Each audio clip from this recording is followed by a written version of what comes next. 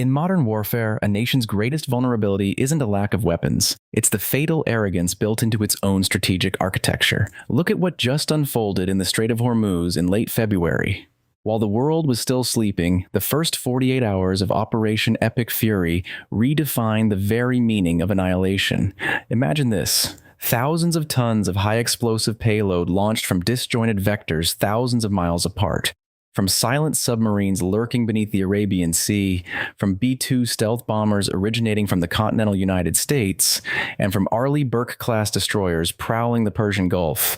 They all fly at different speeds, different altitudes, and from entirely different directions. Yet, at one exact millisecond, I repeat, one absolute millisecond, they all converge to punch through the hardened roofs of the Iranian command center. This wasn't an act of impulse, it was a cold industrial execution. The Americans call it time on target, TOT. Today we decode why this death by mathematics system was the only way to erase a heavily armed fleet in the blink of an eye. Welcome to the world of cyber assassins and kinetic equations where there is zero margin for error.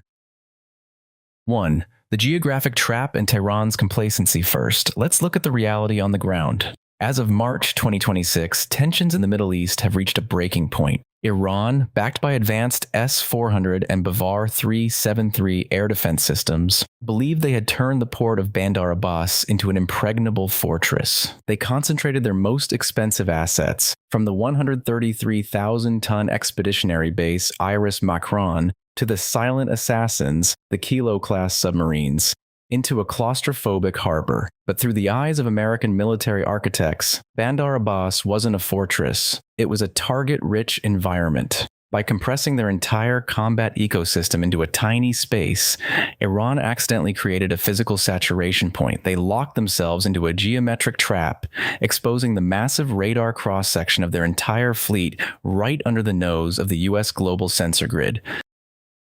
2. The invasion of electromagnetic ghosts. For time on target to succeed, the first strike isn't a missile, it's data. At exactly 09:45 local time, a multi-tiered cyber campaign was dropped from orbit. Within minutes, Iran's national bandwidth went into a freefall, crashing to 1%. As civilian infrastructure collapsed, military traffic spilled over into backup bands, instantly creating a fatal bottleneck. While Iranian commanders panicked over the loss of connectivity, the skies above them suddenly filled with hundreds of phantom targets. This is where the ADM-160MALD decoys come in. These small machines carry a reality-bending algorithm that amplifies their radar signature to look like a massive fleet of B-52 bombers. Iran's billion-dollar air defense batteries fired frantically at electromagnetic ghosts, wasting their precious interceptors on empty space. 3. The kinetic convergence equation. Once the defensive net was disassembled, the real rain began. Why TOT? Because if you attack in waves, the enemy has time to reload or disperse. But with TOT, 4,000 smart munitions, coordinated by CENTCOM's supercomputers, strike simultaneously. Look at the coordination. F-35 and F-22 stealth fighters act as forward sensor nodes, silently feeding coordinates to F-15E bomb trucks. Meanwhile, Tomahawk missiles skim just feet above the waves to evade the radar horizon. The result? At Bandar Abbas, the UAV carrier Iris Shahed Bagheri took a direct hit and sank at its mooring. The Kilo-class submarines were baked alive inside their dry docks due to total thermal deformation. Latest satellite imagery from Planet Labs as of this morning confirms 17 core Iranian surface platforms have been neutralized. There was no naval battle, it was simply an erasure by algorithm.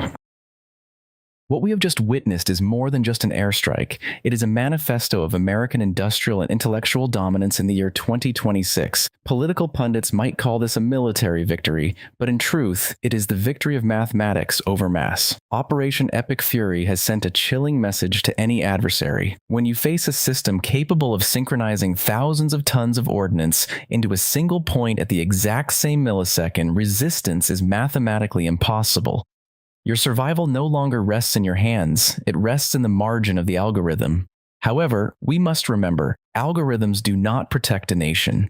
The discipline and brilliance of the sailors, pilots, and engineers operating these machines are the soul of American power. When high technology meets unwavering resolve, overmatch isn't just a theory, it's a mathematical guarantee. The situation in the Middle East remains extremely volatile, and we will continue to bring you the latest data from the military satellite network. What do you think about the power of time on target? Is this the end of the era of massive surface fleets? Leave your thoughts in the comments, type PROUD if you believe in the power of American technology, and don't forget to hit subscribe to synchronize your data with us for our next deep dive. Goodbye, and we'll see you in the next kill chain.